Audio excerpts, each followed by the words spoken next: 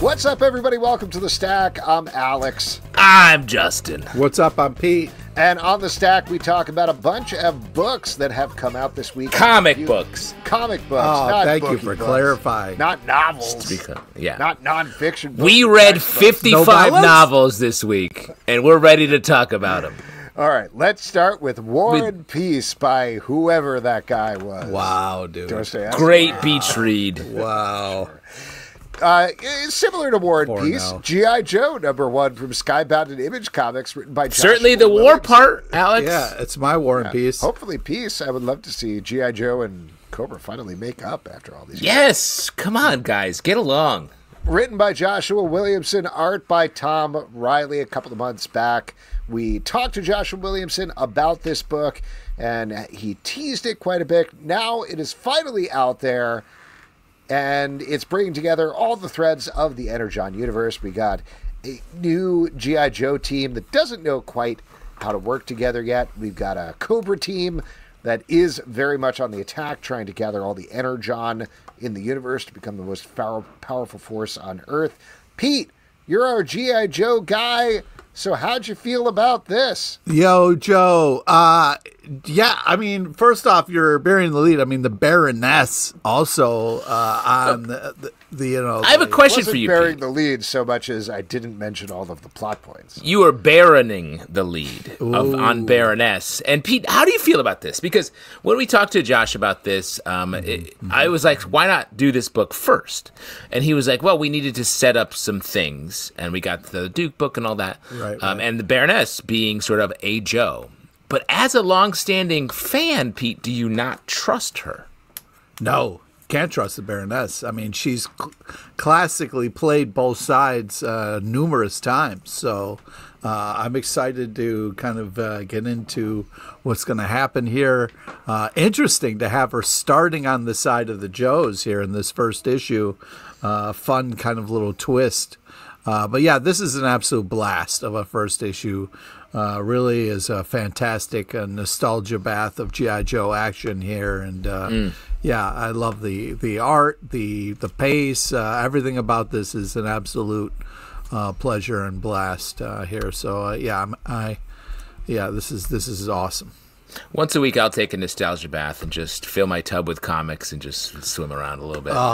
It's good to treat yourself, every once in a while. Yeah, I love to relax, light a candle, but keep it away from the comics because that's a recipe for disaster for everyone. This book is fun. I've really liked the way, especially the Joe stuff.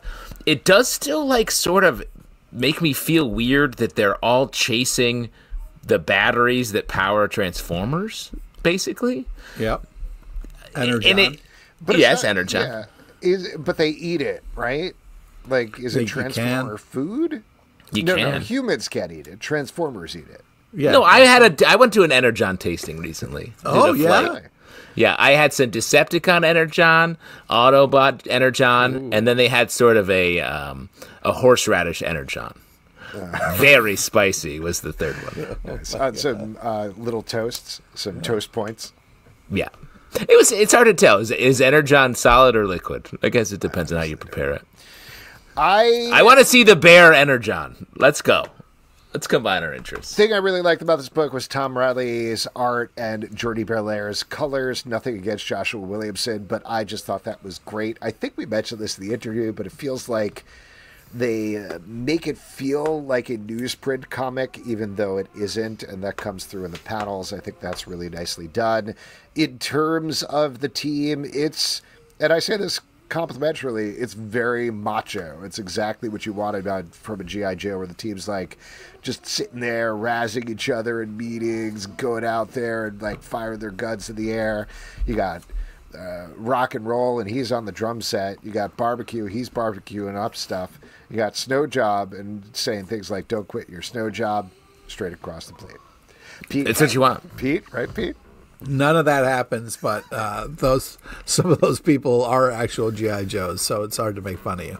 Yes. Thank you. I want to meet, when are we going to meet Crockpot? That's who I want to meet. Because it's winter. Crockpot and Slow Cooker, I believe, are called the twins.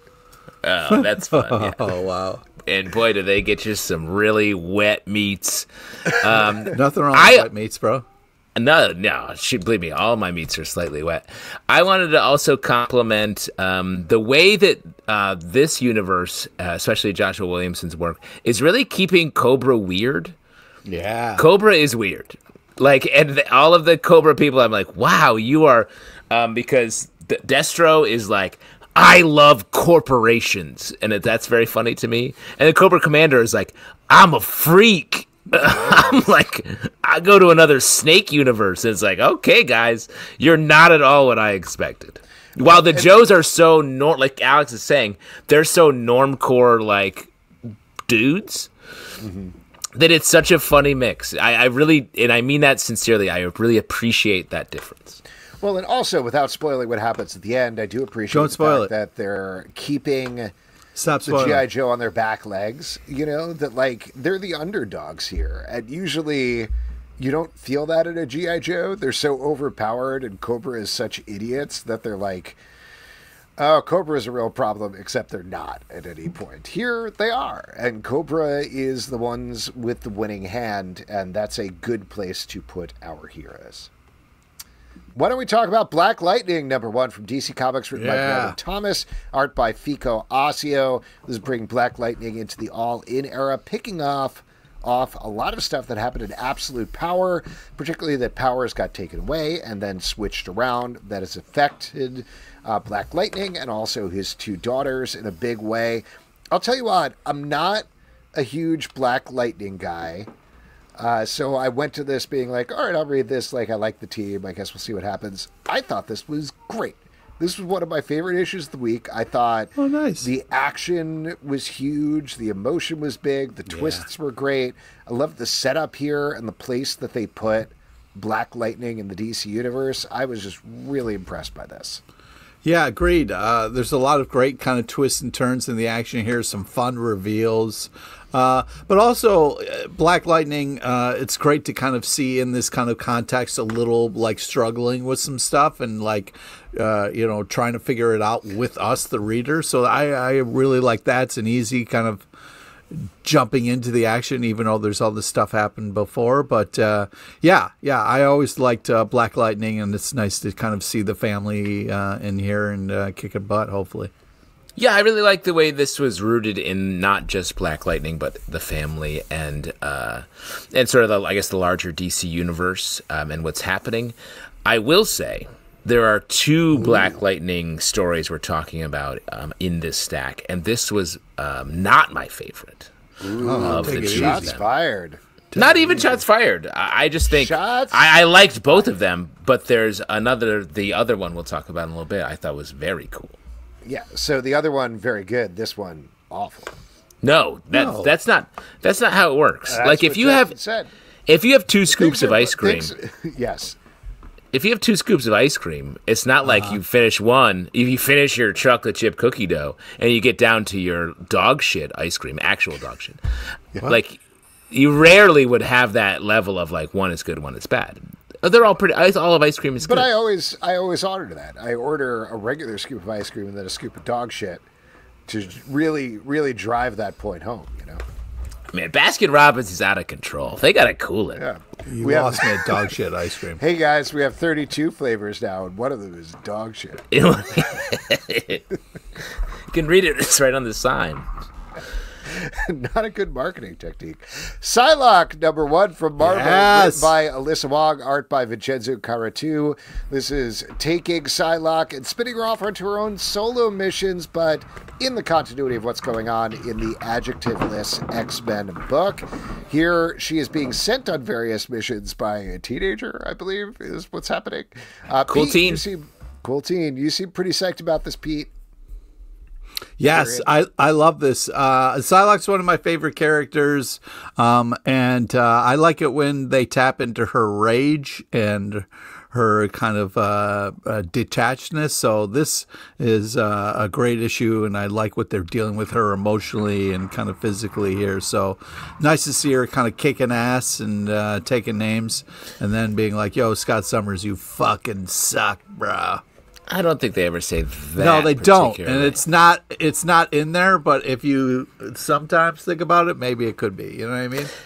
I think this is I really enjoyed this book. It gets right into the action. Yeah, it does. And the action, the story and art combination here is really exciting, especially if you're. I feel like we haven't gotten a lot of Psylocke just kicking ass in quite some time. There's been a lot of because we have Kwannon and we have Betsy Braddock, and there's this split there, and how that has all. I feel like these characters have been in sort of a confusing place for a long time. The only thing I want to talk about here with you two gentlemen is I thought her doing a psychic knife was sort of hard. Like it was there was the sum totality. It was sort of an effortful thing. In this book, she's like, watch this, and she wrecks 9 henchmen. Yeah. With her psychic blade, and I was like, because isn't she taking their brains when she does the psychic blade a little bit? She's like, and she gets their a little bit. thoughts. Yeah, a little bit. That's crazy. Yeah, it is crazy. Cool And sometimes scene. what happens, Justin, in comics is when a new person kind of takes over stuff, sometimes they power up a person, to have some fun, and then it usually settles down. But you got to kind of give them that initial power boost in the beginning. Definitely. I love when someone's like, yeah, Batman has heat vision now. Yeah, yeah. Or they're like, oh, you know what Superman can do? He can take his S off and then throw it on people. And it's like, wait, what? Throw it on them? Like a net? Yeah, like that would be a weird plastic choice. net, yeah. But yeah, I just thought that where they're kind of setting Psylocke as this person who's going to chase down kids and save them. Yes, awesome, fun, great place, cool idea, well executed. I could go on a very long run of reading that, so please do that, please. Star Trek Lower Decks, #1 from IDW, written by Ryan North, art by Derek Charm. here, let Alex take over. I'm not going to talk for that long. I really like this book. This is tying into the series, but I don't think you need to know too much about it to get into this. Just an appreciation of Star Trek. As usual, I think it's almost even more of a Ryan North book than it is a Star Trek Lower Decks book, because it's got that same classic, Ryan North little notes at the bottom thing going on that were great in Adventure Time. I think he did sometimes in Squirrel Girl as well. Very, very fun. Just packed solid with jokes from front to back. And I like that. A lot of humor books we got a joke every couple of pages. Nope, this is nonstop, jokes a million. Plus you got Derek Charm, who is absolutely perfect art for this sort of thing. I really enjoyed it. And Pete hated it. He thought it was dog Pete's shit a at the bottom. hater. Oh yeah, He hates Decks. Pete definitely hates this. No, this is adorable. Lower Decks, more like Upper Decker. Am I right? Yeah. Yes, man. he likes Upper Deck Ken Griffey rookie cards way better than this. Hey, way to turn that around from a shit joke. Nice work. Yeah, I thought this was adorable and fun. Feels like the cartoon. Gets a little meta, but the Zelbatron. Monologued about this, it packs a lot of punches. I talked for a shorter amount of time than you just talked. No, but I will say Alex auditioned for Juilliard this week, and that was his monologue. And I my fingers are crossed. I will be doing a selection from the stack, January 13th. Everyone's like, yes, I know it well. Yeah, familiar. Does my Lower Deck live? Wait, what did you think of this, Justin? Yeah, John. The Ryan Northness of it is exciting. I think we've all been pretty glowing about Ryan North's work on Fantastic Four, but I have missed the more freewheeling comedy He's done forward other stuff. Yes, definitely, but not as much in the freewheeling comedy forward stuff that we sort of first met Ryan North with when that's what he was doing. So it was nice to see that again. I appreciated the meta jokes that were the first 6 or 7 pages. It took me back to just watching Star Trek: The Next Generation and reading the title of an episode I hadn't seen before and being like, oh, this title is so serious. Got me. Good jokes. Transformers #14 from Skybound and Image Comics, written by Daniel Warren Johnson, art by Jason Howard. In this issue, we're continuing the rise of Starscream as the void left by one of the other planes, I'm forgetting which one, Soundwave, Pete? Maybe? Soundwave's not a plane. Yeah. Is he a radio? He's the boombox. Come on, dude. Okay. And He sends out cassettes. Yeah. He sends out cassettes that are birds. Eject. So I know it sounds a little less cool when we say it this way, but he's a boombox that sends out tapes that are birds. Eject. He's like the best one. I can't believe you were just like, Here's the thing. Just to be clear, anyone who didn't watch the original cartoon thinks we're psychopaths. Especially you, Pete, where you're like, you know what's cool? He let a bird out of his chest that was a tape, but it was a bird. And it didn't play music because that's what boomboxes did. Oh, my God. I'll just say, my son and I finished watching Transformers Revenge of the Fallen the other day, a.k.a. Transformers 2. This doesn't seem to be following the continuity of that at all. Whatever. Nice humble brag. You have a kid. Congratulations. All right. Anyways. Yeah. This is Soundwave has a kid named Razorbeak. He shoots it out of his chest. Nice. You're the same. So, yeah, this is just absolutely badass. I mean, I lost my shit when I saw what they did to Starscream. I mean, oh, man, that is a horrible idea. Starscream is going to murder people for that. I loved how Starscream is calling humans squishies. It's hilarious. Yeah, this is just such a kind of fucked up turn to 11 version of Transformers in such a cool way because it's in Daniel Warren Johnson's capable hands. The art on this is absolutely glorious. This is just such a kind of cool mix-up of my childhood with new ideas. And yeah, I mean, you can't trust Starscream. He's a very famous turncoat. You know, the fact that the Squishies were trusting in Starscream is just a horrible idea, and they learned the hard way. But start calling you shouldn't do Starscream. What? We're Squishies. You're a Squishy. You're a Squishy. Thank you. This could go on all night. Well, a couple questions coming out of this. Yeah. So the guy that turns into a gun, he's what used to be in charge.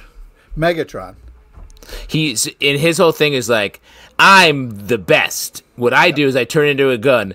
Could someone please pull my trigger? Because I'm just a gun.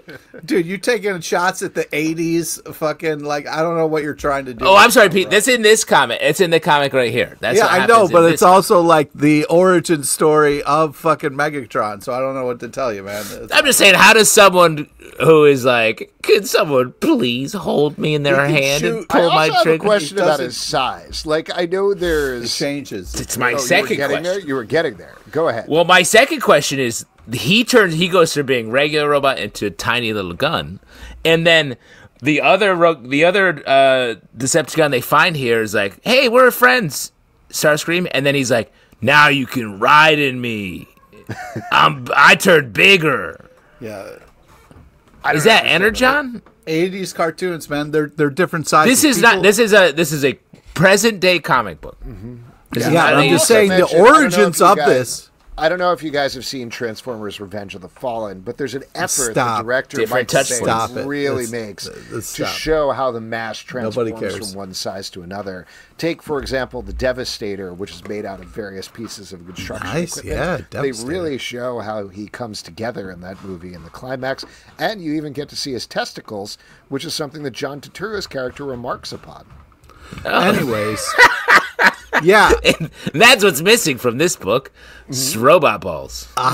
Nobody calls out the enemy's scrotum at any point in this book. Starscream, could you please pull? Wait for it. Starscream, could you please pull my trigger and dangle my balls while you're doing it, if possible? Let me forget. Says Megatron. Listen, yeah. Why, Pete? Why are you feeling sizes? Why are you feeling attacked? Autobots I'm asking questions. Sizes. You know, everybody's different, man. You know what I mean? Not everybody's the same size. These are Decepticons, Pete. These aren't Autobots. These are Decepticons. I'm saying Autobots are also come in different sizes, dude. Yeah, and if you think about it, the Squishies start human size, and then they just become blood puddles, and that's a different size. Yep. Great point. Great. I like... We were moving on. Sorry, no, I just ask questions. I like this book. But I feel like the arcs that have come before were so tight and emotionally focused. And this issue felt like dumping out the toy box and hot gluing a couple different toys together and being dare like, you. Well, I'm just saying, like, maybe Just it will amount because they hot glued Starscream to a Cobra vehicle doesn't mean you can say something like that. I mean, come on. You literally just said what I said back to me. So I think we're in agreement, technically. Yeah, technically we are. Great. Absolute Batman, number 2 from DC Come Comics, on. written by Scott Snyder, art by Nick Dragotta. This is continuing the revamped Absolute origin of Batman. In this issue, Alfred Pennyworth, who is working for a mysterious organization, continues to follow and track Bruce Wayne down as he is fighting back against the party animals, which are the goons working for Black Mask for mysterious reasons. I maybe even like this better than the first issue. Hell yeah, dude. The first issue.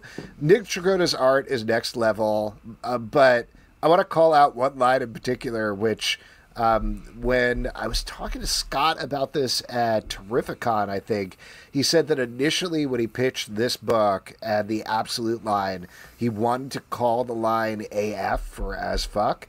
Yeah, and he was like, it's Batman as fuck. It's Wonder Woman as fuck. It's Superman as fuck. And they're like, you cannot do that. We absolutely can't do that. And I love the fact that he put that in here because that's 100% what this issue is. I was like clapping and laughing the entire time. It's great. Yeah, it's funny because it's like we get to see what he wanted it to be. You know, it's Batman as fuck. But then it's like, I guess the kind of corporate side was like, what if we did Absolute Batman? And they're like, all right. But it's still Batman as fuck. Yeah, this is just a total blast. This is so epic. Amazing cover, by the way. But man, you can't say enough about the fantastic art that just kind of sucks you into this absolutely AF Batman world. And I just had an absolute blast reading this. The Scott Snyder guy, whew, what a writer. Just coming up with great ideas after great ideas. This guy's going to go places, man. I tell you what, keep an eye on this upstart. Well, and to talk about Scott a little bit more, I feel like when you have someone who has been just so immersed in Batman for so many years, like all the ideas like get sort of distilled or like heightened. It's like when you leave, if you're infusing something in cooking and you just leave the herbs in there for so long, the flavor gets so intense. And that's what this is. It's touching on so many different things. We get a great, I want to say it's a reference to the Almost Got Him episode from Batman the Animated Series in here, where we get just this like super wild take on that. Right? Am I... Well, wait, are you talking about the poker game? Yes. Yeah. Yeah, I mean, I think there's a riff on that for sure. I wanted to call out that sequence, though, just because even more than the stuff where, like, Batman is burning his face on buildings or driving a Batmobile that's as big as several floors of a building. Yeah, he's like, hey, you're in my car. It's a building. It's like, he's a transformer, Batman. Yeah. But that scene, so in this continuity, Batman grew up with all of the villains. They're all in different places now, but they get together for this poker game, and it's such classic Batman that they don't know he's Batman. He's Bruce Wayne. He's getting information on them, but also bonding with his friends and playing poker at the same time. And every single phrase is so delicately constructed to convey all of these things simultaneously. And in the fact that some of these pages, Nick Dragotta is doing like 18 panels on a page. Yeah. Where some of them are just like insets of people playing cards and things. It's wild. There's some panels that are just like a security camera just alone watching stuff, but it's just like wild. This Batman is obsessed with branding. All of his hideouts form a bat on the map. He makes a building burn in his face. I was like, dude, this guy's buttoned up, bro. Yeah, when you're just starting out, you got to get that branding out there. You know what I'm talking about? Yeah. Nope. 100%. Amazing Spider-Man number 61 from Marvel, written by Joe Kelly, art by Ed McGuinness. The Zeb Wells era is over, and now we're entering this new era, or at least this run called The 8 Deaths of Spider-Man, where Spider-Man is being recruited by Doctor Doom to take on the agents of SnyderArt, the demon that powers the gem that powers Juggernaut, though that doesn't really play into here too much. Mostly he's going to have to go through a bunch of trials, die a bunch of times, and hopefully save the world in the process. Pete, I'm curious to hear from you because, like we talked about with the last issue, you were very back and forth, mostly back on the previous Spider-Man run. Come forth. We're into this. Yes, have you come forth? Yeah, this is a nice breath of fresh air. I really love this kind of start here in this kind of refresh on Spider-Man, if you will, here. Yeah, this is a ton of fun. Great seeing Doom and fun what happens to Spider-Man. I don't want to spoil it here with the but man, just very cool. Love the kind of mix of art styles that really fits the story that I thought was very cool. And great ending. I'm really excited to see where this is going. It's very funny to me that you're like, finally we get this like chill return to normal Spider-Man when this is like so weird compared to like the status quo of Spider-Man. I don't even say that as a negative, but this is just such a different take. We're getting into, it reminds me of, I can't even think of who did these type of stories. Some of Dan Slott's stuff felt like it would be like another average day for Spider-Man. Now he's doing this. Now he's hanging out with Galactus. I like the Doom drive here. I think that it doesn't quite make sense why he'd call up his old pal Spider-Man to be the defender. Well, he says that too. He's like, it's weird that I'm talking to you. You're kind of beneath me. Yeah. But I have a question, not to interrupt, about the whole like rollout of this Doom thing, because since the end of Blood Hunt, they built up that Blood Hunt! Doom is now Sorcerer Supreme, and he built this dome over Latveria, and there's like, he hasn't emerged yet. What's he going to do? What's going to happen? And we know, because they've teased this, they're going to do this whole One World Under Doom event where he emerges and basically declares himself Emperor of the World. That's coming up next year. I'm like, cool, except for that one time he had a business meeting with the Avengers in ghostly form, and this thing that he's doing with Spider-Man that seems unrelated to all that. So it's just kind of like a weird rollout of this, where there's just kind of these things happening before the main thing. Well, he's just texting a couple people. He texted the Avengers. Now he's texting. Yeah, Astral text. Doom, bro. I like Ed McGuinness's art here. It is very old school John Romita Sr. feel to it going on, which was kind of surprising. But you know, cool vibes.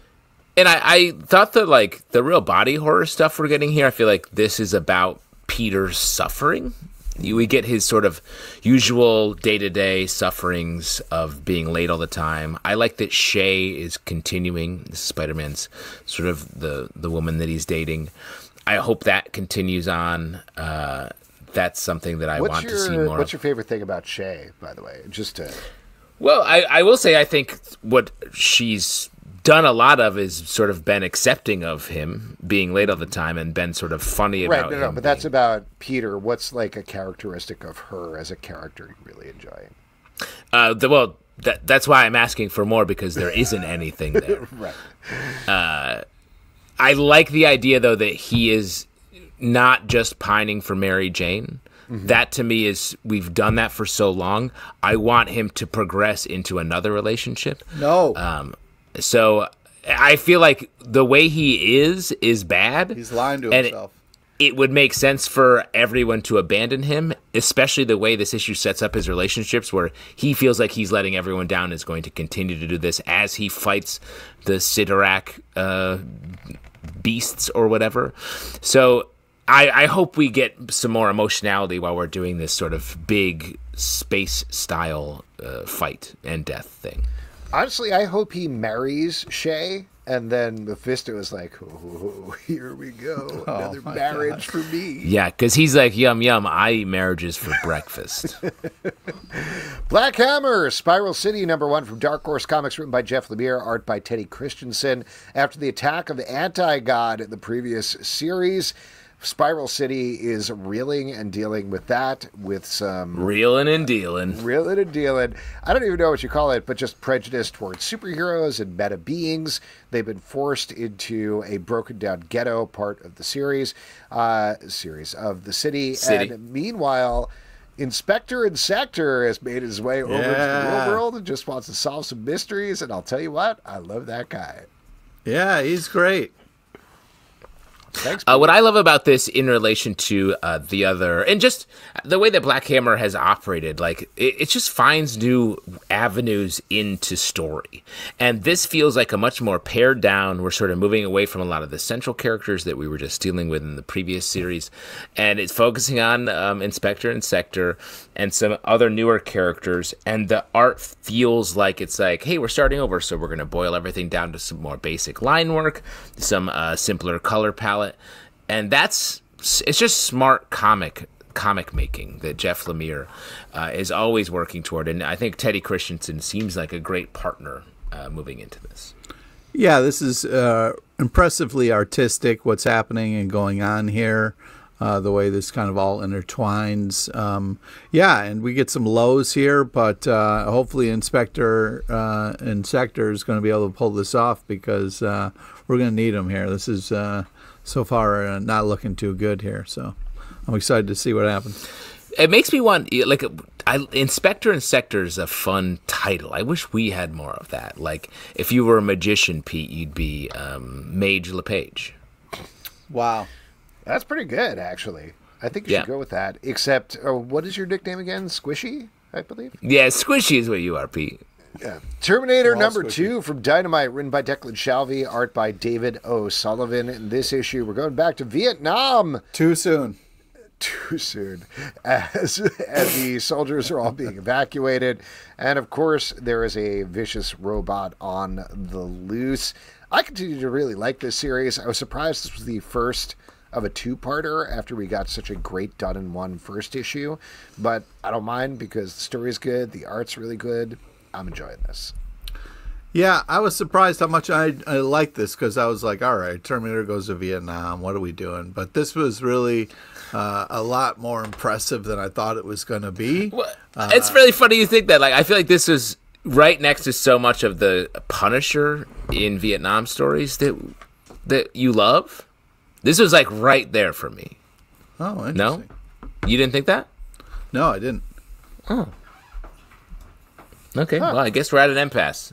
Podcast over. No, wait, Alex, don't. Okay, all right. Go ahead. Keep talking, Pete. You were in the middle. I was just... Well, I didn't kind of put that together. I just thought it was interesting to kind of have this, because having Terminator in Vietnam is like whatever, but the way that it's kind of dealt with and the kind of human aspect of it was really impressive and really kind of pulled me in and kind of heightened the...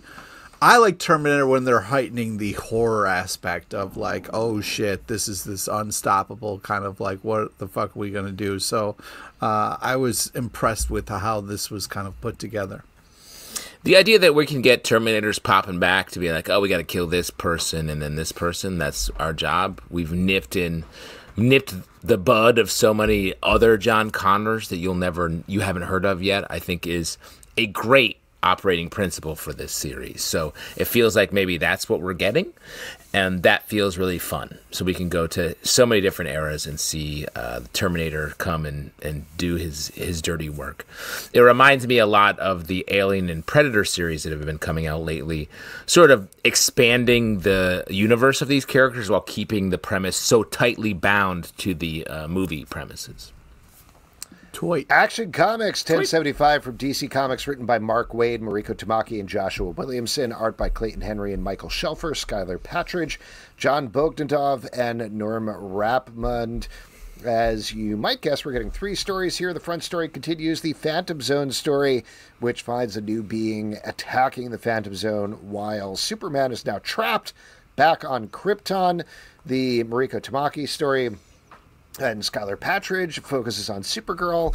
And the last story is I would say, ill-timed election story. Yes. Where not a bad story. It's actually a very good story about Perry White on his last night before. Well, that was a touching story. Election for I don't know. I just don't want to read about elections right now. That's what I'm saying. No, that makes sense. Yeah, that makes sense.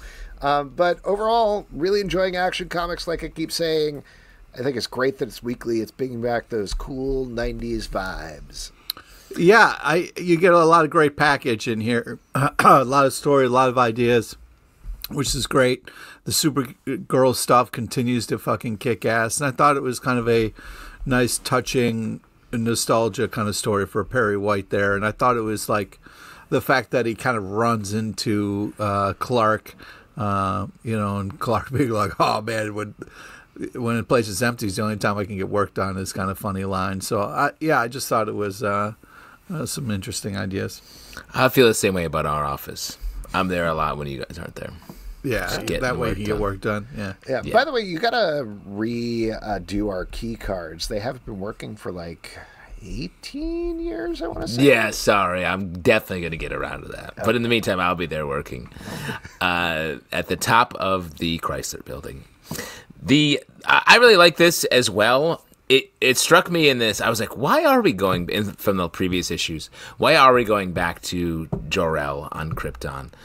And then it was like, oh, I see what Mark Waid is wanting to do here, fixing the idea that Jor-El was making a prison, like a sort of a torture prison. He literally retconned that away from Jor-El and sort of purified him as just a good dude. And did take me out of the story a little bit, because I was like, I don't need that meta fix of Jor-El. Jor-El doesn't have to be a perfect human. He could be someone obsessed with science whose invention ended up being a bad thing, but it ended up saving any of those prisoners when Krypton exploded. So there's a lot of interesting irony there, I think. So we don't need to fix Jor-El, but I do like the story. I just want to say, Justin, that's a great clarification there. The different kinds of prison there, because there's, you could say prison, and I don't know if you mean just a fun prison, but I'm glad that you kind of clarified that. So, what fun prison are you talking about? With a water slide? I'm just saying, you were like the murdering prison or whatever you said. I just thought it was funny how you kind of clarified. Well, a torture prison, because I think Jor-El is set up as this wholesome character, but he's also set up as someone who, here's what we'll do with our criminals, put them in a ghost dimension where they exist forever as ghosts and they can't do anything or touch anything or reform or anything. So that was a very hardline take for someone who is otherwise treated as a scientist, tragic but good father figure.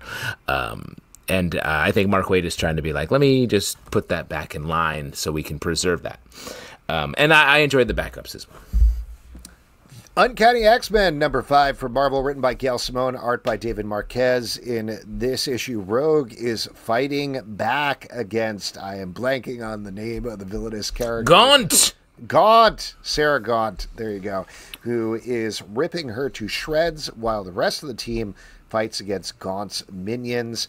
And I know you guys are pretty high on this issue, but the cover... Man. No, we were just pretty high. Yeah, we were just pretty high. Dude, this issue's sick, bro.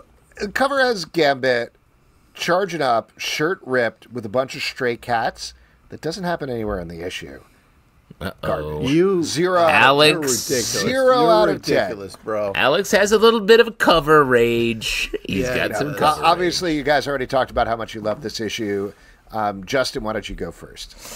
These past two issues sort of read back to back, where you get Wolverine almost dies, something that's very hard to do, and then now Rogue almost dies here. So Gail Simone is able to raise the stakes here quickly and believably without getting too caught up in X-Men continuity. I love that.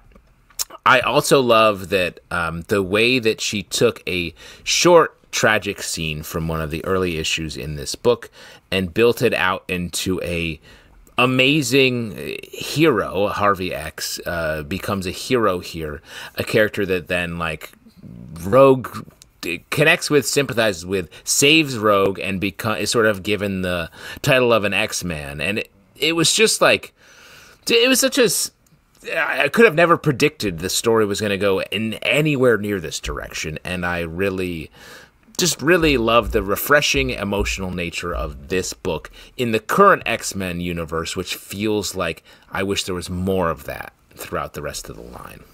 Yeah, I agree. This was really emotionally surprising, very touching. Just Rogue being the best. I thought this was just phenomenal art.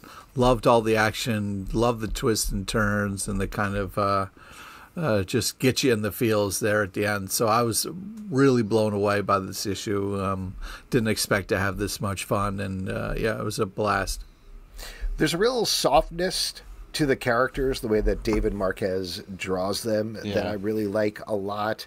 It makes them earnest. I think it brings through this emotion that you're talking about throughout.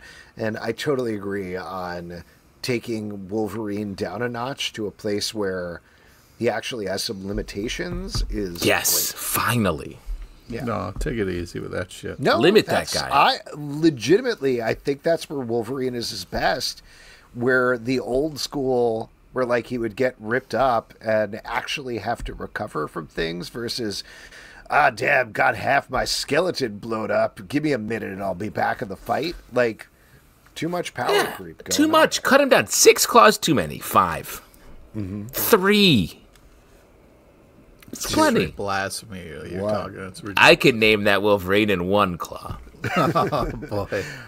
Give him 1 claw that comes out of his eye, like Cyclops, for claws. Boo. That would be so cool. Wind, The Power of Blood, #1 from Boom Studios, written by James Tynion IV, art by Michael Dialynis. This is the final mini-series in this cycle of series. We have our main character, Wind, who is a winged dude whose blood is being harvested by vampires. There's a lot of tricky alliances going on here between different races all around Wind and his power and how they can use it. What do you guys think about this? Yeah, this continues to be artistically impressive as fuck. I love the just kind of world that's created here that we get to kind of inhabit with these characters. Wind's in trouble here where we got this kind of like vampire Frankenstein's monster kind of thing growing and looming. So stakes are getting high, but this continues to be such a solid book from Boom. It is fun. It feels like just a like halfway through Final Fantasy classic JRPG stuff, where really we're seeing the world. It's about where everyone is recovering, and then they have their mission, they have their places where they're starting, and the team really has to come together. The Domain, #5 from Image Comics, written by Chip Zdarsky, art by Rachel Stott. This is the spin-off of the Public Domain miniseries, showing us the comic inside that comic as 3 people get a alien power called the Domain. Here we're getting the big fight, the finish it all, and finishing off the series. I think we all really liked the last one and felt like it sort of snapped into place there. So how did you feel about the final issue of the series? Yeah, this continues to slap. This is a fun issue, action, and a lot of shit goes down in this issue, which is great. We kind of have some people figuring things out and being able to battle back. So very exciting. I'm loving this upswing. Last couple of issues, so this really kind of kicked into gear for me, so I'm excited about it. It feels like not the last issue. I feel like I didn't get enough of a satisfying conclusion here. Maybe we'll get more of this, but it definitely felt like it didn't bring everything together quite as I expected. Did you feel that way? I agree with you. I think it was an interesting experiment. The best issue was probably the 4th issue, but I don't know if there's a future for this title since it is so meta. It does feel like from the world in the public domain, they're like, yeah, and we're going to have this ongoing series called The Domain, and we'll see where they go next. But in the real world here, I don't know if we're going to see the Domain comic continue. So I don't 100% know if that worked. Also, like, the aliens were a little goofy. It felt a little Lilo and Stitch at times to me more than anything.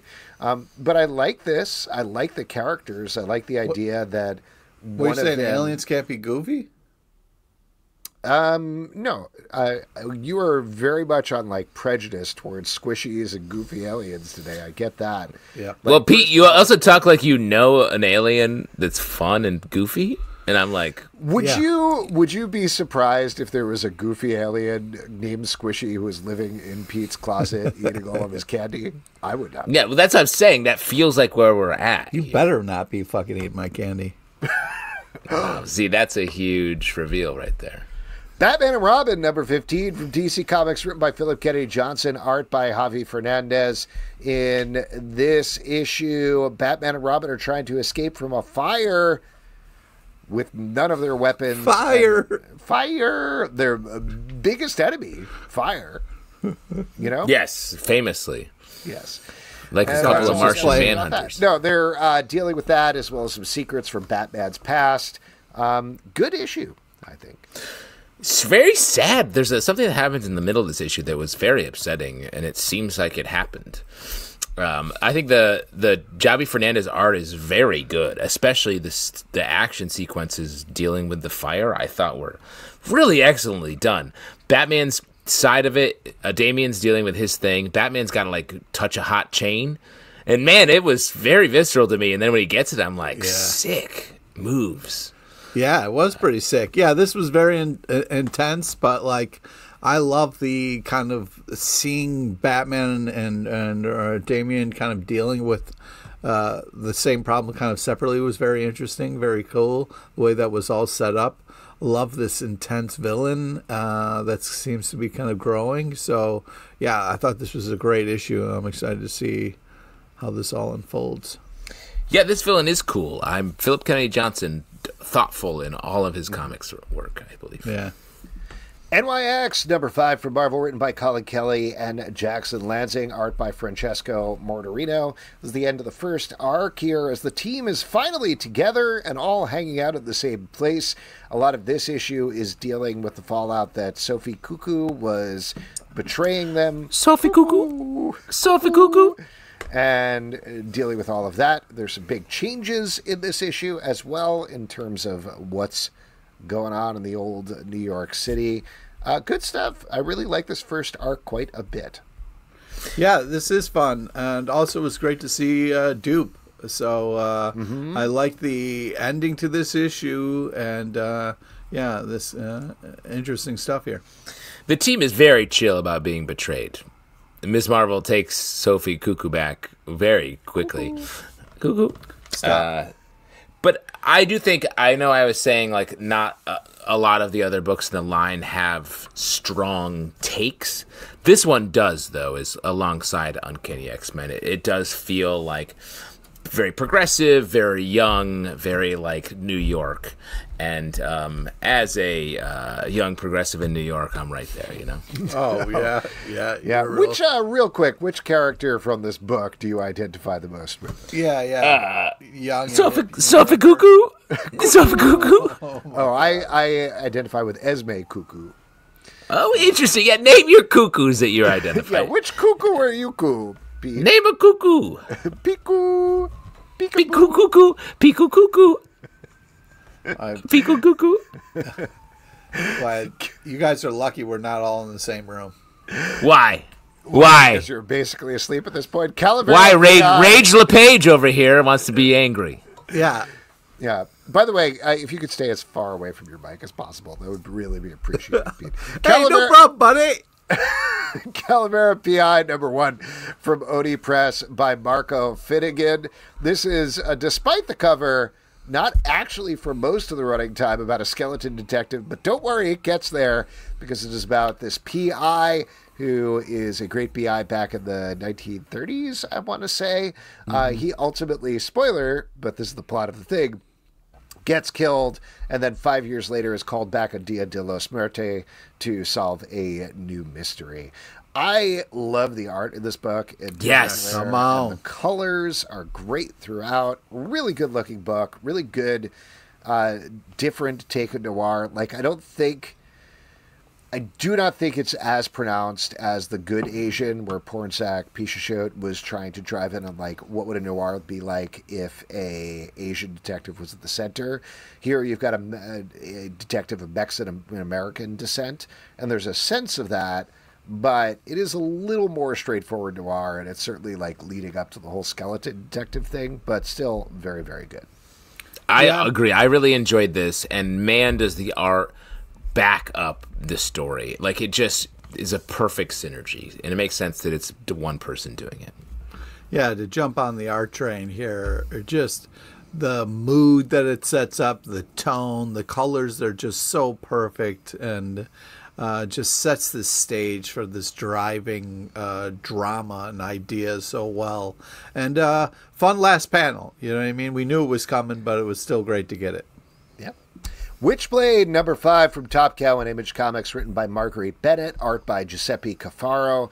In this issue, Sarah is trying not to use the Witchblade, even though it really would help in a lot of situations. And meanwhile, Ian Nottingham, the guy who sort of trained her, is lurking in the background. Oh, Ian. Oh, Ian Nottingham. I continue to really like this Witchblade reboot. It's what were you going to say, Pete?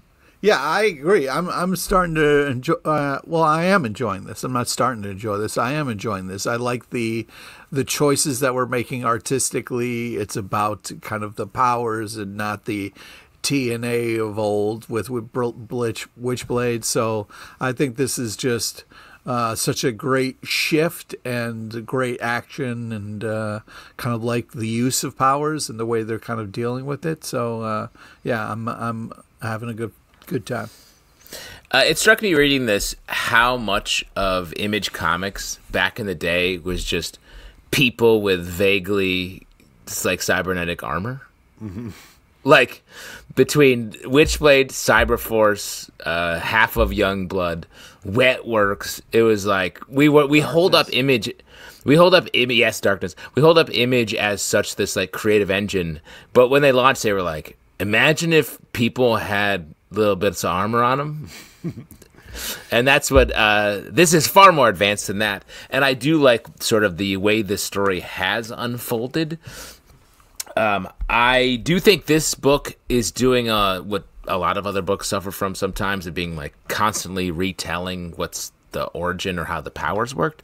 And I'm like, I think I get it. Let's go. The thing that I will say that I liked about this issue in particular, that I think has not necessarily been bubbling under the surface, like it's very much on the surface, but a lot of this book is about bodily autonomy, and she has a invasive thing that has been forced on her in her body, and various men are trying to control it. And I think that's a very smart, very present way to come at it that gives it a nice amount of thematic texture.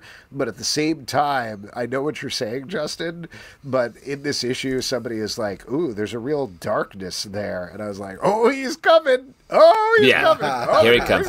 Ooh, can't wait. But I will say there's a sequence that takes like a page or so with an egg yolk that I was like, oh man, this sticks with me. This is really well done. Yeah. Batman Dark Age number 6 from DC Comics, written by Mark Russell, art by Mike Allred. This is finishing up this series, which is set in an alternate continuity paired with Superman Space Age, and now we're seeing a different, I think this is a different universe as well, though I can't quite tell, than we saw in the first series, because some things happen in a very different way, which was interesting. I like this. Like, I always like Mark Russell's stuff, and Mike Allred's art is gorgeous, of course, throughout. Yeah, good stuff. Yeah, I mean, Allred's art is just phenomenal. You're worth it for that alone, the way that we kind of get the tones and the vibes from this kind of art. It's a cool kind of take on Batman, and a different kind of like emo kind of feel to it. And the Bat and Cat stuff is always great, so it's fun to kind of see that kind of play out. So, yeah, I thought this was very enjoyable. A lot of this book is doing a hell of a balancing act, tones of just like fun and funny. You have Mark Russell, you have the all red art, which is sort of associated with those ideas, and then a bunch of like very deeply tragic things happen at the end-ish of this issue. But I really like this. Just like, hey, what if we just put some other ideas in Batman and ended up in a very different place. It feels like I wish comics did more of this, which we don't have to worry about the repercussions of this. This isn't about like the next step. This is just like, let's tell an interesting story that brings in some other ideas with great art and great character work. Arcbound, #1 from Dark Horse Comics, written by Scott Snyder and Frank Thierry. Character development by Tom Hardy and art by Ryan Smallman. This takes place in a future world where people are in arcs, which are sort of like other armor that can protect them. And it's like spacesuit. Yeah, it's spacesuit. That's a better way of putting it. Anyway, they have spacesuits, and we are following some folks in the corporation who are putting down riots on other planets that are trying to rise up against them. And things are not quite what they seem by the end of the issue. What do you guys think about this one? Yeah, this is an amazing team on this. A lot goes down in this issue, which is great. Fantastic art. Great action, tons of violence, a lot of fighting, betrayal. This is cool. This is fun, interesting idea. We've seen the evil corporations bullshit before, so we'll. You're talking about Frito-Lay that makes the chips that you're so addicted whoa! Nobody's talking about Frito-Lay. You do anything. You do anything for those chips, dude. Come on, man. What would put a little chili in there? I mean, chip? it's just like a... Put a little chili in there. Yeah, in the bag. Chili in the Fritos? Come on, dude. Yeah. Frito pie. Yeah, that's good. I love eating out of, like, vaguely metallic bags. Oh, me too. Man. Same.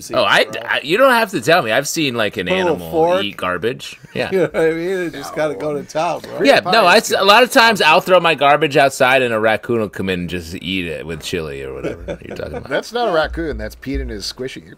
Yeah, that's my friend Squishy Pete. We sat down, Alex and I sat down with Scott Snyder and talked about this very book. Oh, wow. And I stood up and talked to Frank Thierry about this very book. That's right. So we've covered 2/3 of this creative team. Interesting we didn't get the Tom Hardy interview. Yeah, you didn't talk to Bane about this? We didn't, in character. He wrote this in character as Bane. You could tell because of the suits. It's interesting to read this and think about, like, which of these guys contributed different pieces of this. Mm-hmm. Because Scott, Frank, and I don't know much about Tom Hardy's creative work outside of stories that I've heard about Venom.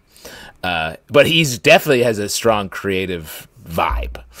So reading this, I was like, who is pitching what ideas? How is this coming together?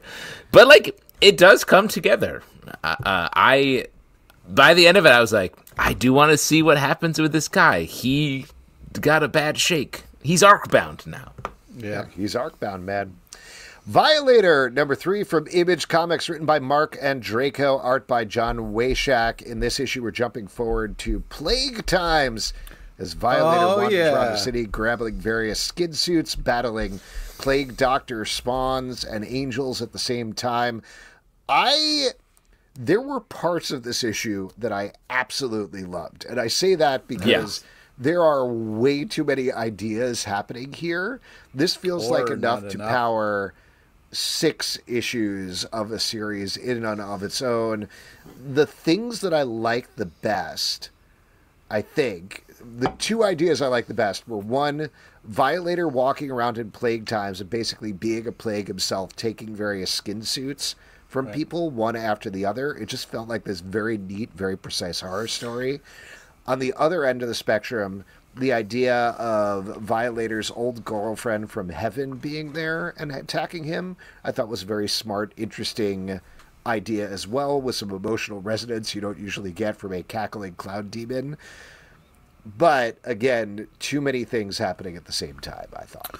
Well, okay. I mean, I hear you. It's valid, but I still feeling personally attacked. Yeah, I had a great time with. God, there's a word like it. Right Yeah, is there a word that would feel like when you really like something's taken from you? I think it's Spawn. You're thinking of Spawn. Oh, Yeah, you feel spawned. I feel spawned.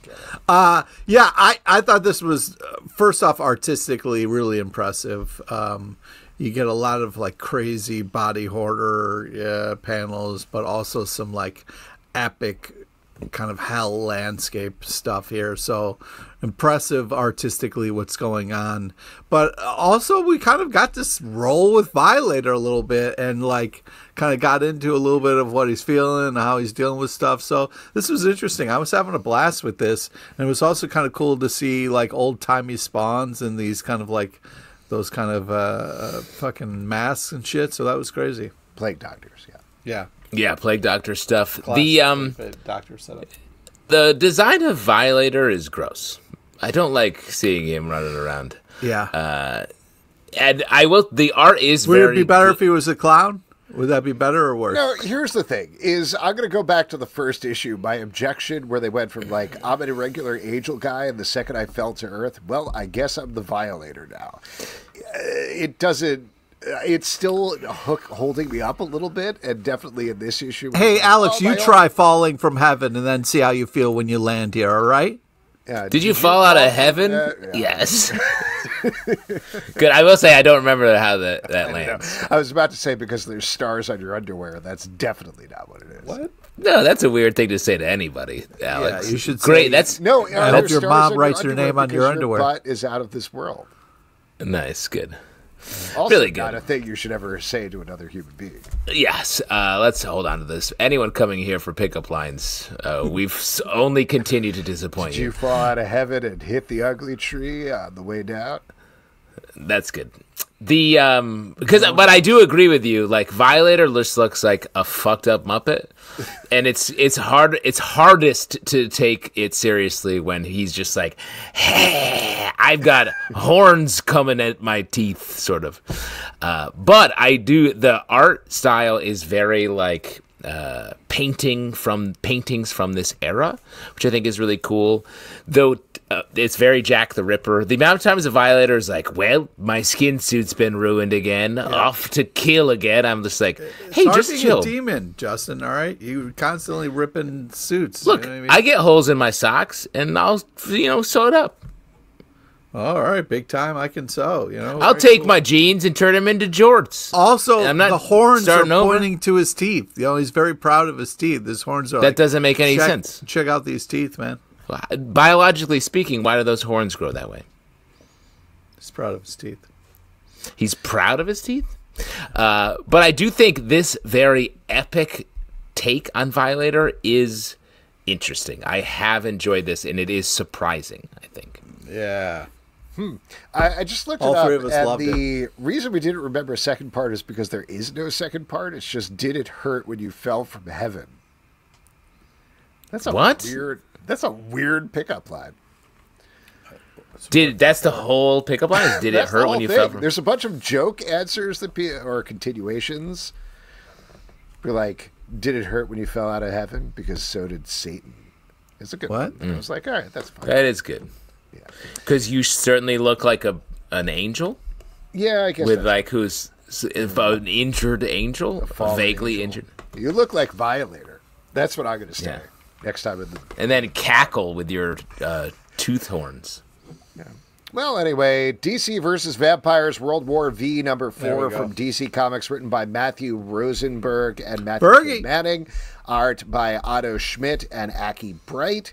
In the front story, we are getting a lot of machinations in the vampire world and the human world as various factions are doing a lot of different stuff, including going after a baby that Mr. Miracle has. A mysterious character approaches Batgirl, who is in fact still alive, despite reports to the contrary. And the backup story that I think you were referring to earlier involves Black Lightning.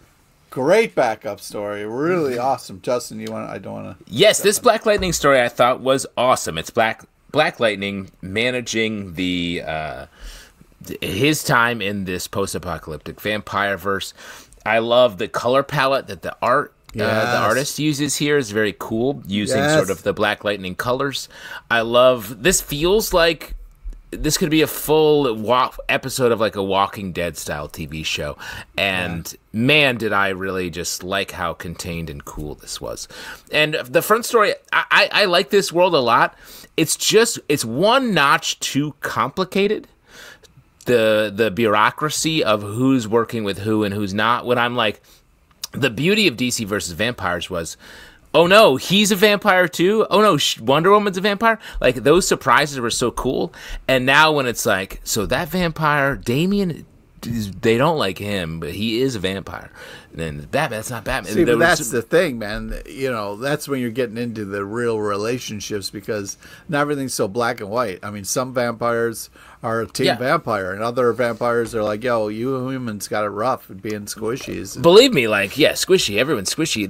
It's a story well told. It's just like, I miss the days of this book when it was just a little bit more concise, and I was able to just enjoy every aspect of it. Well, things are a little bit more complex now, okay, Justin? All right? It's not as easy as it was, all right? I'm not criticizing it too hard. This is a very light, take, because I'll tell you what, I definitely enjoy any of the DC versus Vampires books more than what's it called? The Hunt for Blood that happened? Blood Hunt!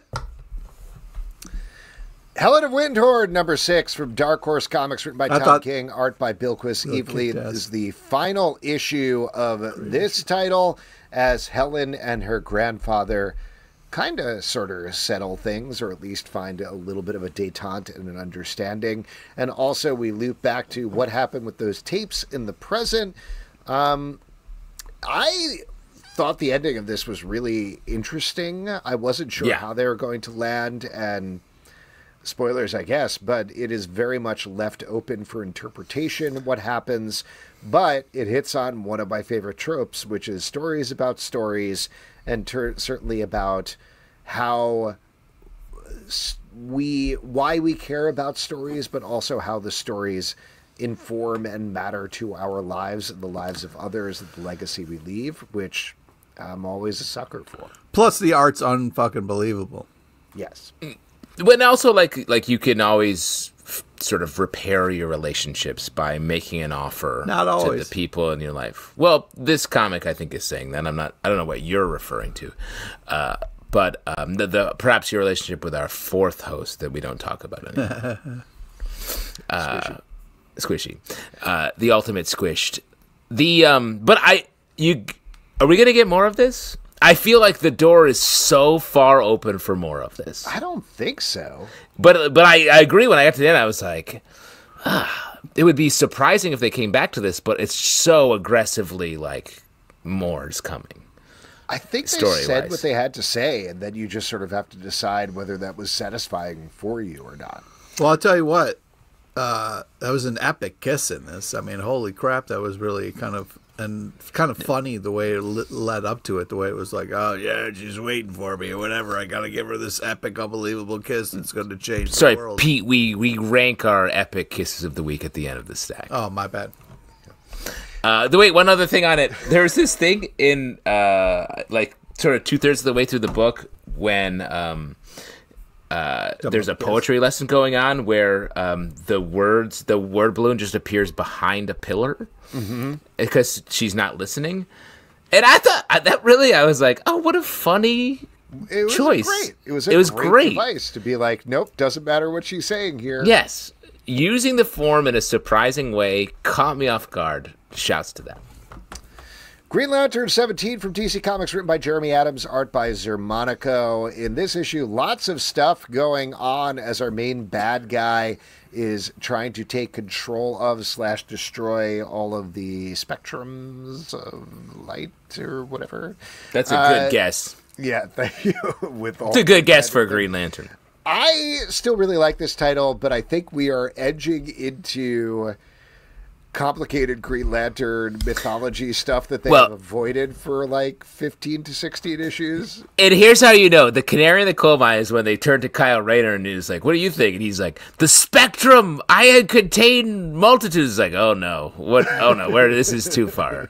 This is too far." And the thing that's a bit of a bummer about it to me is there's such a great device in here.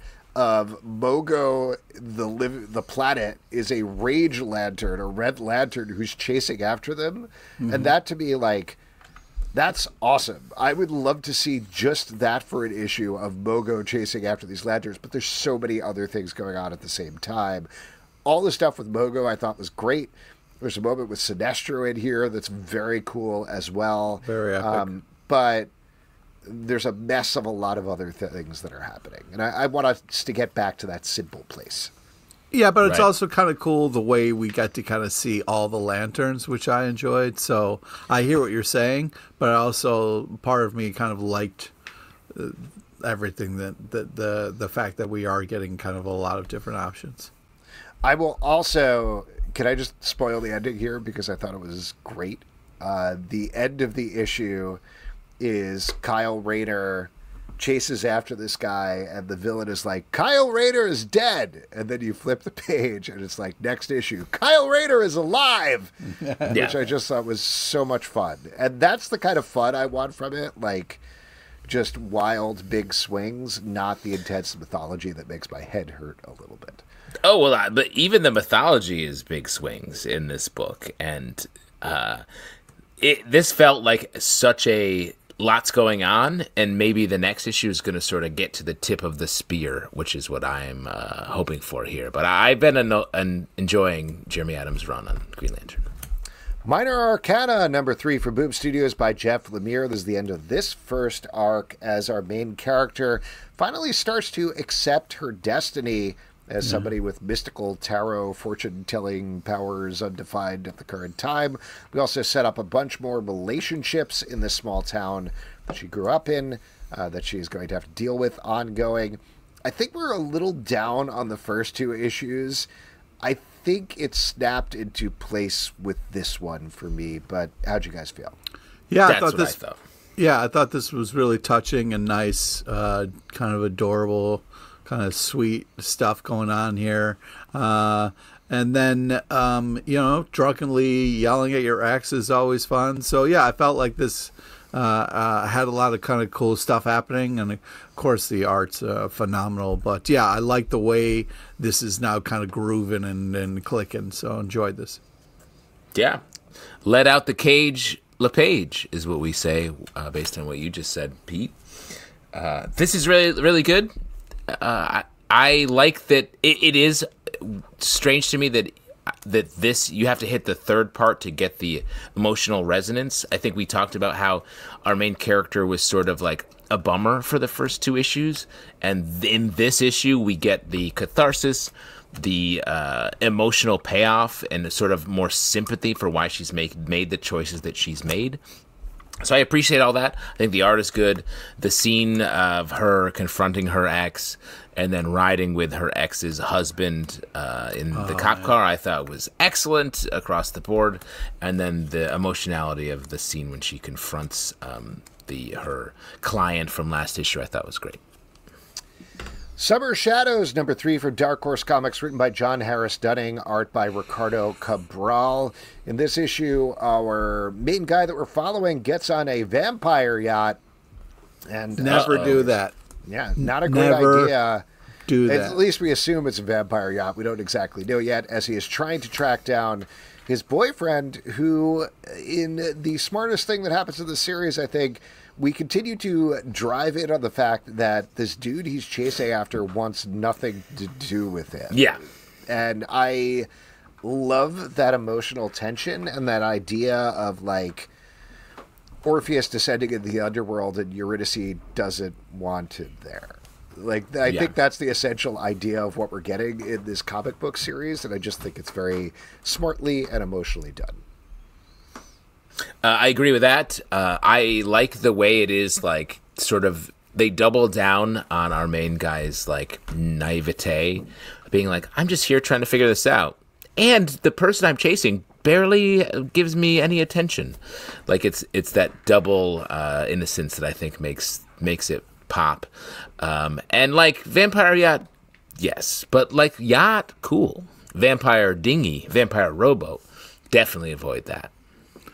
Yeah, I mean, this was super intense. Vampire Jet Ski, I'm probably getting on. Wow.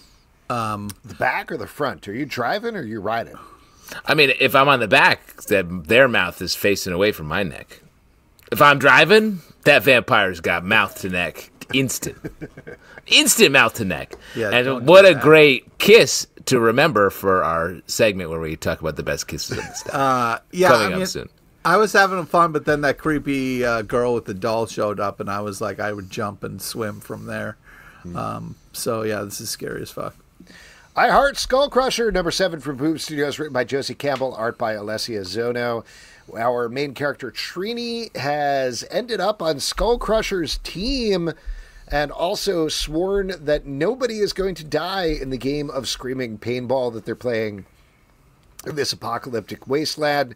The mythology of the series has been blown out in a big way in the second arc. They're really fleshing out the world and expanding it, and also the danger for our main characters. I really, really enjoy this. I love the main earnest character of Trini. I like how Skull Crusher is trying not to, but clearly is slowly softening towards her. And not to steal Pete's bit, but I just wanted to give a shout out to the cover, which I thought was awesome.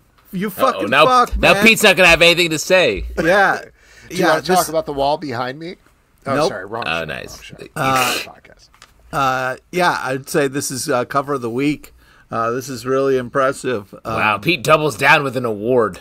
Yep, that's right. I went harder. He went cover of the week. Yeah. Great action, great story. Continue to love everything that's happening. And I love this art style, this fun manga anime that brings a lightness and a humor to everything. So, yeah, this is a blast. This book is one of my favorites of the week now. Like, it has really become such a fun read. It's like the Friday Night Lights of comics. Like, I'm rooting so hard for this. And the art's great, super dynamic, lots of action, big, like, anime angles on all of our characters. I just have really enjoyed this book.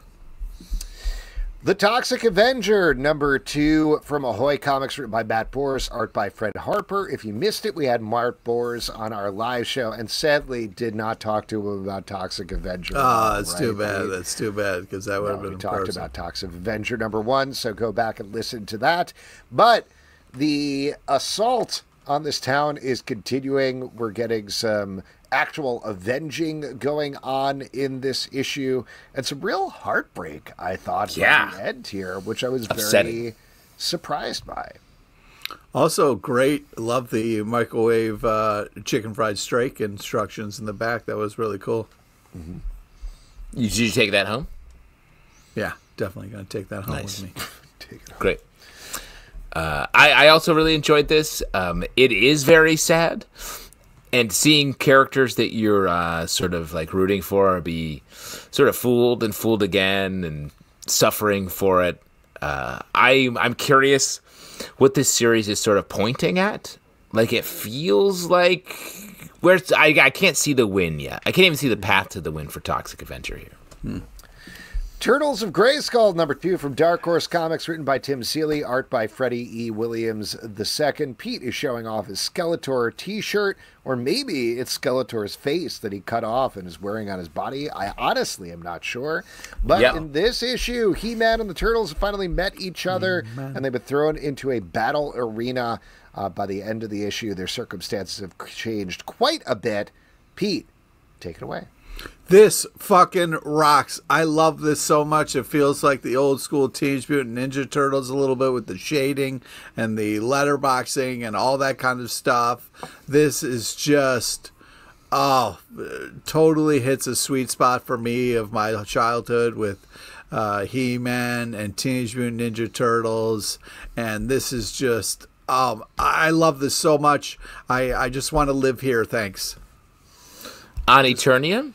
Just keep cranking out. I want to read this comic for the rest of my life. I just never stop making this comic. Wow. Well, we are going to have Tim Seeley on the live show pretty soon, so maybe you can save that compliment for when you see him. Cool. You guys didn't like this at all? No, I like this. No, I liked it too. I think this is fun. I think, like, this is not dismissively saying this. This is getting the job done in terms of, like, you got to see mild spoilers here, but like you see them together. You're hitting on the whole secret identity thing and having fun with that. Ultimately, towards the end of the issue, we end up with the Turtles on Eternia and He-Man in New York City. They're going to come back together. So it's just like the best crossovers like this, I think, have a checklist of like, that's what these are the things I want to see. And right now we're halfway through this, I assume, and we're like, yep, hitting all the notes on the checklist, and it's very fun. Well, the scope of the book is wild. Like, we're touching on, because it's not just the Turtles in Eternia and He-Man in New York. We have our time-displaced sort of TVA type character from the MCU meeting a young rat who likes to watch karate. And so, like, this book is doing just so much at once, while still being fun, still being emotional. And when we did talk to Tim Seeley, Alex and I was talking about how this book really leaned into the fun, and then he was saying that it also leans into the emotionality, which we did, especially in the first issue in the Splinter relationship. And it feels like maybe that's what we're going to come back to in the last couple issues. Yeah, I think they're going to have to kill Splinter. What do you think about that? Don't say last couple issues. I don't like to hear that. Do you think any rat on the streets of New York, Pete, you wouldn't understand, you never lived in New York, but like, Dude, like you. Any rat you see, like, could be Splinter, right? Mm-hmm. Could be. And do you feel like if a rat, do you want to, like, every rat you see check, like, are you like a yellow belt or like where you at? Because I wouldn't. Well, you should bow when you see a rat and just see how it reacts, and then you'll have a good idea. You know what I mean? Nice, yeah. Bow to every rat. Got it. Mm-hmm. Great. Why don't we move and finish up the show with 2 advance reviews, starting off with Catabasis #1. This is coming out December 18th from Black Box Comics, written by Damian Becton, art by Rodrigo Rocha. This is about a woman who is a badass. She dies and is sent to purgatory and ultimately is fighting demons and things as well as trying to save a young girl. I'm not spoiling it beyond the concept, Pete. It seems like you're spoiling it. All right, well, I'll tell you this. No spoilers. There is a lady on the cover, and there is words as well, Catabasis, and a logo for Black Box Comics, and I don't want to spoil too much more than that, but there's a number, and that number is 1. Yeah. Yeah, I love this. I love this very much. This is Don't spoil that you loved it, Pete. Don't let the people know. This is very much in my wheelhouse. We have a demon lady who saves kids, so spoilers. Hell yeah. This book does a great job of laying out a complicated premise in a dutifully done way. Great art, and there's a great sort of unifying idea at the end of the issue that I thought was just a great beginning. Yeah, I thought this was a really nice start. The last thing that I will say is in between all the badass demon killing, there's like a good emotional heart as well, which I was very impressed and surprised by. So excited to see where this goes next. Yes. Again, that'll be out December 18th from Black Box Comics. And last but not least, Kill Me and Other Curiosities. This is coming out December 3rd from Dark Horse Comics. It's by Chad Lambert. We can't spoil this one because all of this material, or most of this material, has been printed before in Dark Horse Presents.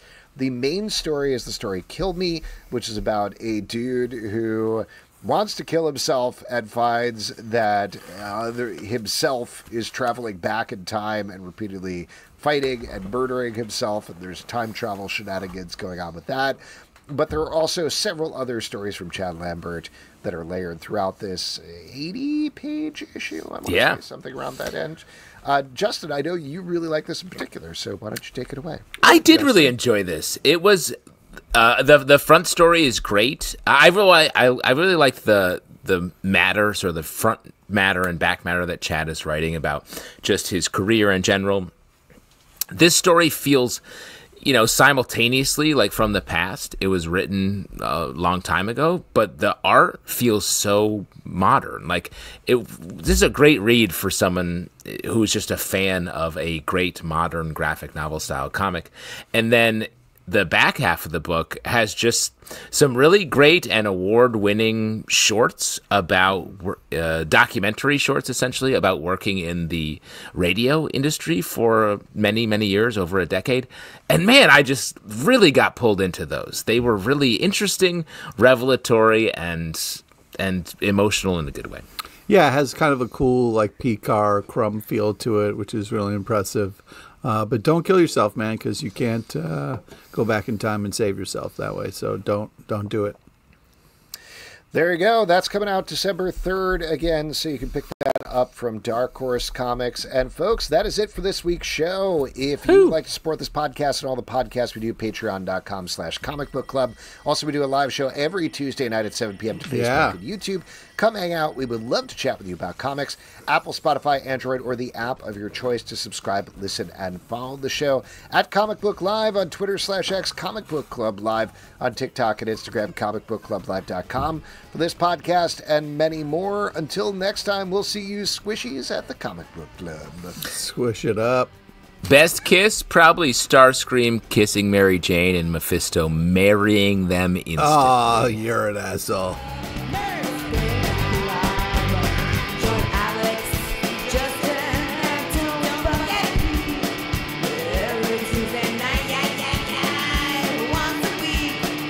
Blow your mind.